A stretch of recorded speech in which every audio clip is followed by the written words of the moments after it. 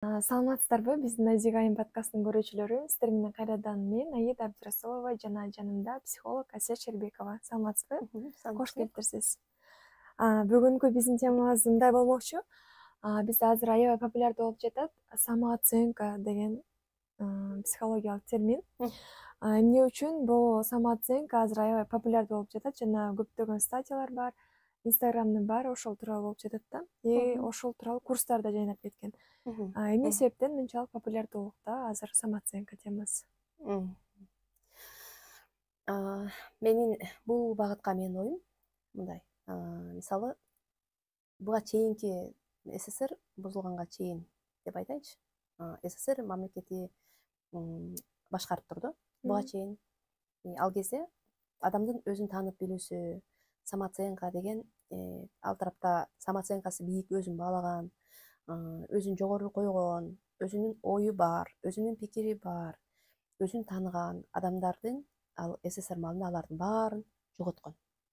Алардын баарын өлтүргөн, сүргүнгө айдаган, атып көмгөн, мисалы, Касым Тыныстанов сыяктуу, Төрөкул Айтматов сыяктуу кыйындарды сүргүнгө айдаганын баарыңыздар билесиздер да. Мисалы, Курманжан-Датка кандай болгон, биз деген баш ийбейбиз деп ошондой сыяктуу кыйындардын балдарын өлтүргөн.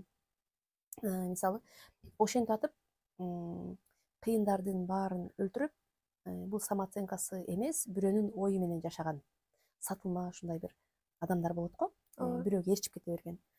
Жалаң ошондойлор калган да. Алар мисалы баш ийгиси келбеген, өзүнүн ою бар, мен кыргызмын дегендер. Алардын баары Кытайга дагы качып, алар өлсө дагы бирөөгө баш ийбейбиз, биз деген кыргызбыз деп Кытайга качып, анан кайра бул нормага келгенден кийин кайра келебиз деп туруп, анан ал жакта деген 350 миңден ашык кыргыздар кырылып өлгөн, анын баарыңыздар билесиздер да. Андан кийин ошо боюнча СССР бизди башкарды да. Адамдар самооценка эмне экенин билген жок. Ал эмне десе, иште десе иштеп, мал бак десе мал багып жүрө беришти да.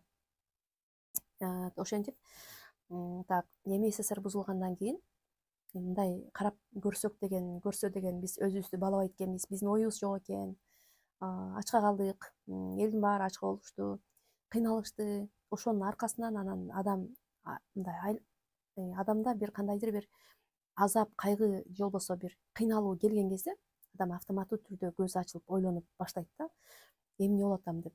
Азыркы учурдагы ошол самооценка менен иштеп аткандар же болбосо көпчүлүк адамдарды, мындай кыйын болуп кеткен адамдарды карасаңыздар, алар мурдакы учурда кыйналганын, күйөөсүнөн жапа чеккенин, анан качан ошол өзү менен иштеп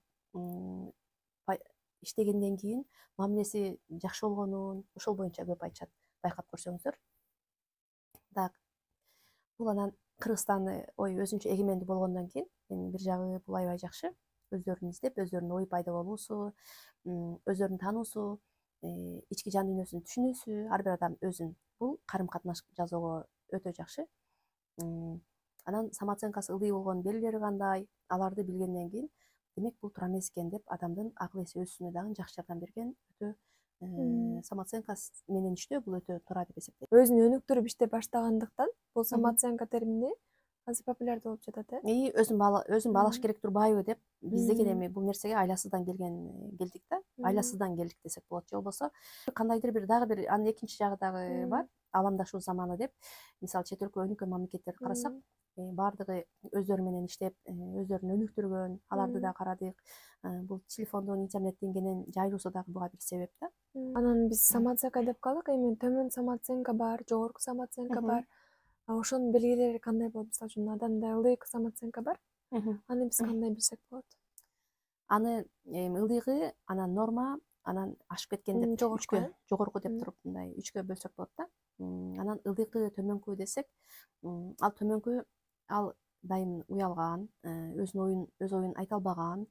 Ал эми пайгамбарыбыз Мухаммед саллаллаху алейхи вассалам мынтип айткан да. Эки түрлүү адамга илим жукпайт дейт да. Анын бирөөсү уялчакка дейт, экинчиси текеберге дейт да.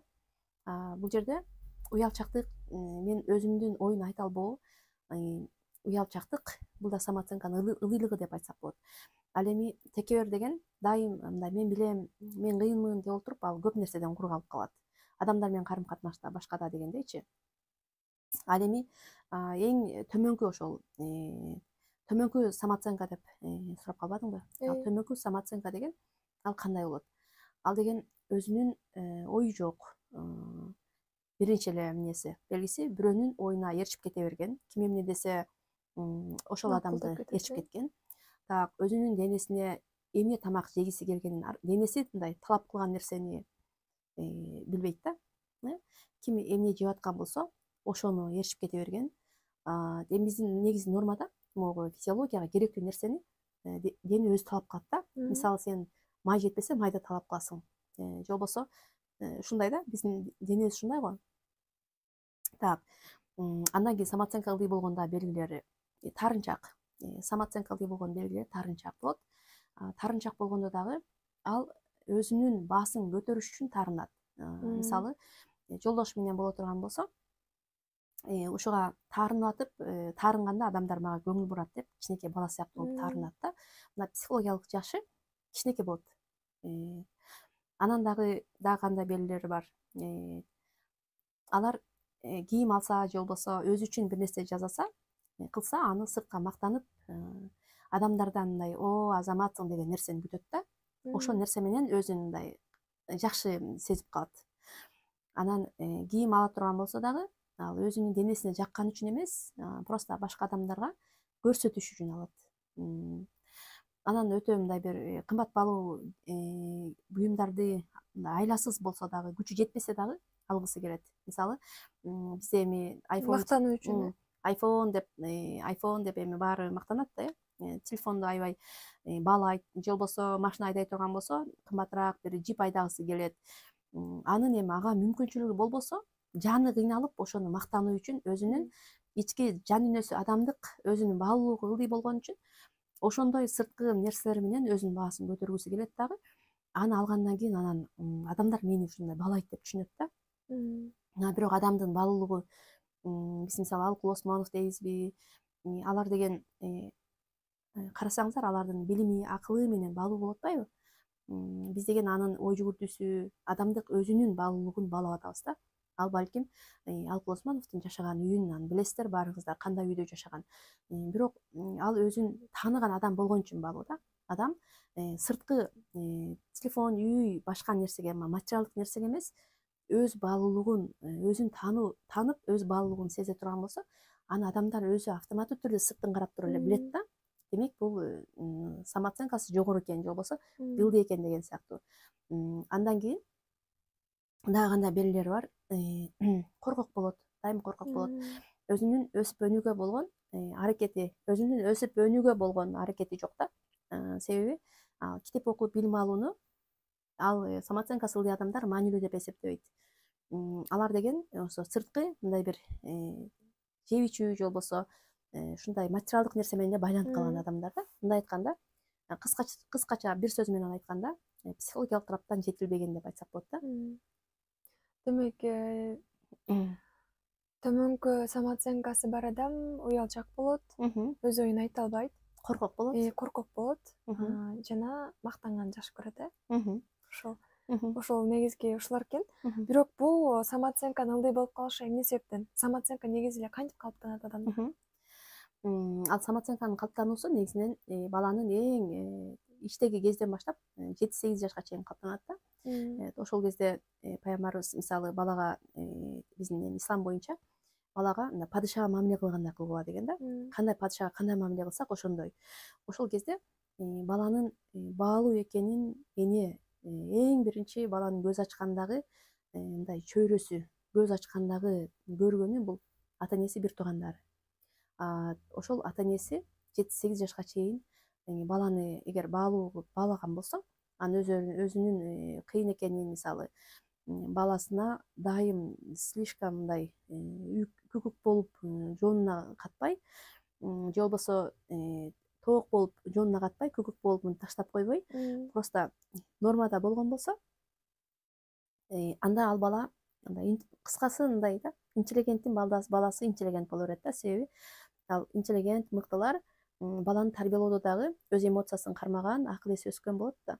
Анан баягы эле урушчаак, баягы эле урган ата эненин балдары кайра эле ошо энергиясын ошол урушуп таарынганга эле энергиясын корото берет. Ошентип балага кууп кете берет да. Биз деген алма бутагынан алыс чыкпайт деп коюшат го бизде. аны болсо аны нормага келтиргенге болот. Аны бир гана адам өзүн таанып ошол нерселерди түшүнүү менен да. Түшүнүү менен анын баарын нормага келтирсе болот.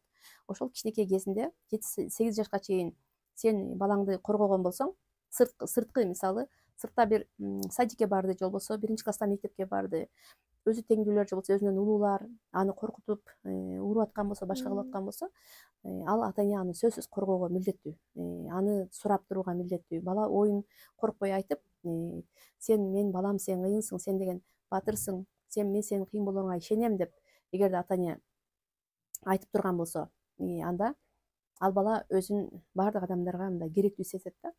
Ал кереги жок сезип баасы ылдый болуп калуу дагы, баасы текебер болуп калуу дагы бул ата эненин колунда. Мисалы самооценкасы нормадагы адамдар алар деген өзүнүн эмоциясын кармаган, өзүн контролдой алган, уруп чаап жибербеген, айкырып жибербеген, ошол эле кезде өсүп өнүүгө умтулган адамдар болуп атпайбы? Ал эми слишком көп ашыкча мактап туура эмес кылса дагы балаңды, ой азаматсың, сен деген кыйынсың да, ошон үчүн сындырдың да, ошон үчүн талкаладың да, сен аны кыйынсың да, ошон үчүн урдуң да деп туура эмес кылса дагы кечке мактай бере турган болсоң, анда текебер болуп калат. Самооценкасы аябай көбөйүп кетет ал текебер болуп калат да. Текебер адам дайыма өзүн кыйынмын деп эсептейт дагы. Анда ал өтө мындай, мисалы кээ бир адамдардан төмөн билим деңгээли ылдый болсо дагы билим алгысы келбейт да. Баардыгы менден ылдый деп ойлойт дагы, көп нерседен куру калып калат. Ошон үчүн пайгамбар салам айткан, текеберге илим жукпайт деп.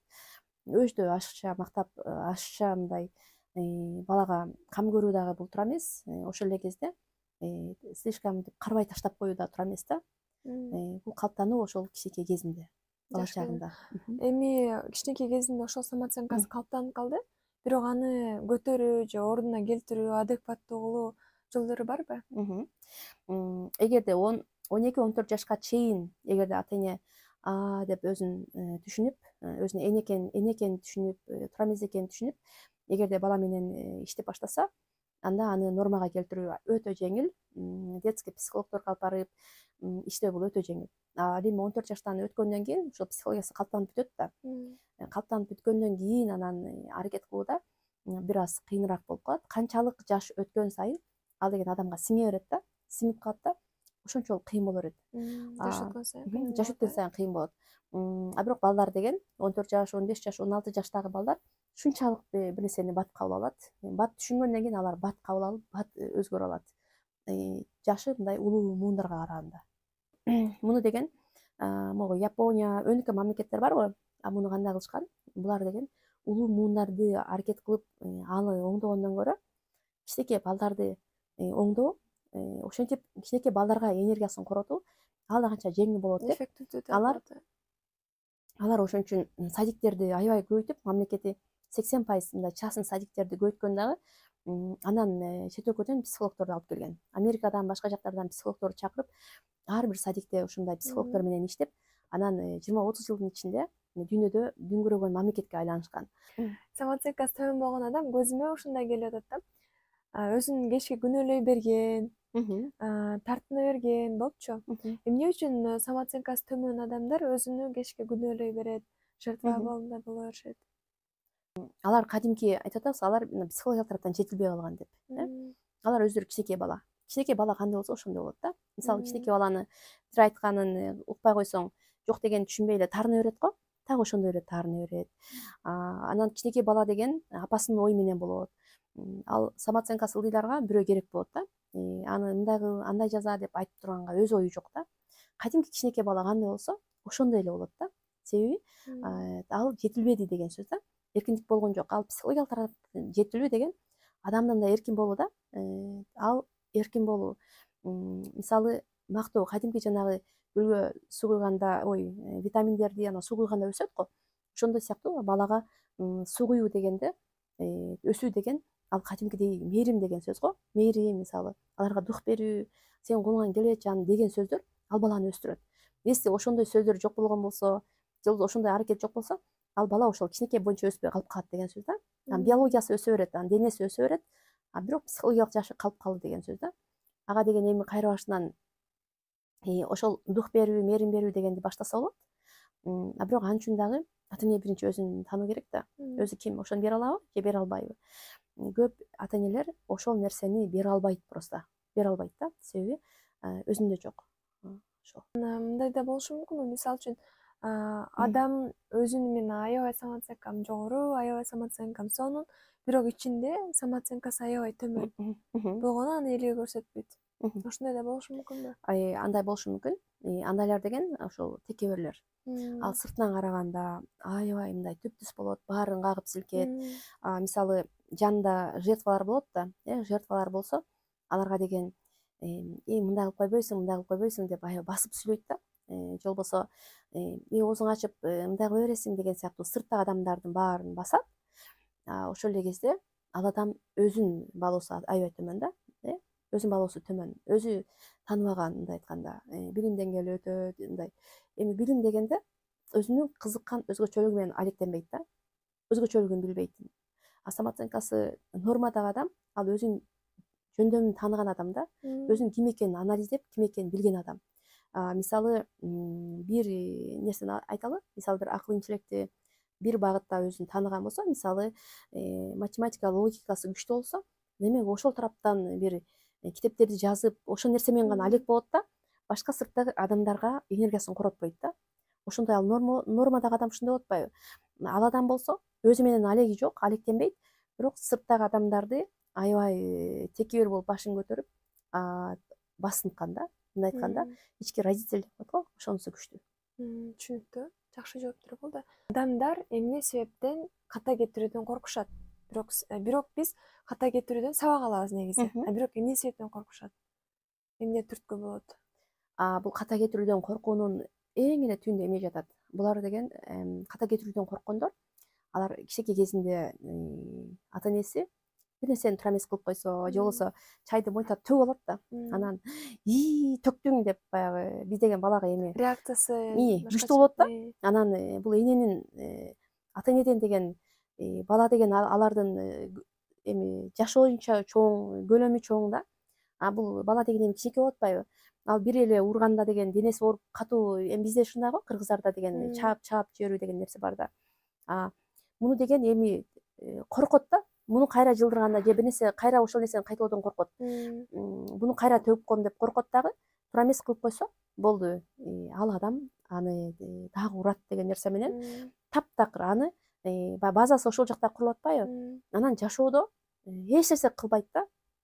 Ушул ката болуп калат дейт дагы. Мээсинде ал өзү негизи аң сезим менен карай турган болсо, ал ата энеси кичинекей кезинде болчу да алчы. Бирок эми чоң азыр эч ким эч нерсе дебейт азыр. Эч ким тийишпесе дагы, ошол мээсиндеги нерсе тура берет дагы. Адамдар дашчы мындай нерсе айтайын да. Менин бир таанышым бар. Ал таанышым таптакыр окугусу келбейт да. Таптакыр окугусу келбейт. Мен анын эми инисин билем да, турмушун, жашоосун.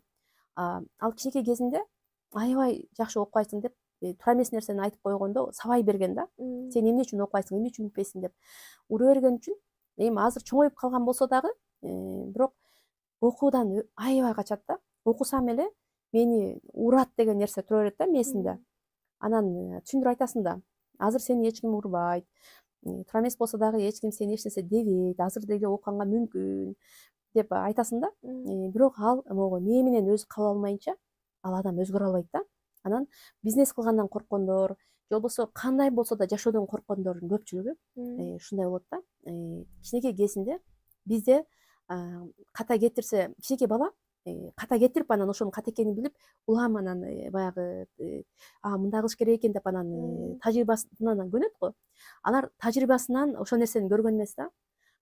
Алар ошон үчүн тажрыйбасынан көргөн эмес. Телефондо ойлоп чыккан, мисалы окумуштуу, ушуну ойлоп чыкканга чейин 500 жолу туура эмес болуп калганда дагы 501 жолу келип атканда, анан баягы окуучусу сиз деген ошол 500 жолу туура эмес болуп калганда дагы, бирок жумушуңузга аябай көңүлүңүз ачык, мындай шайыр келесиз деп айтканда, эч кайгырбайсыз дегенде, зато 500 жолдун туура эмес экенин көрдүм. Эми ал 500 жолго түшпөйм.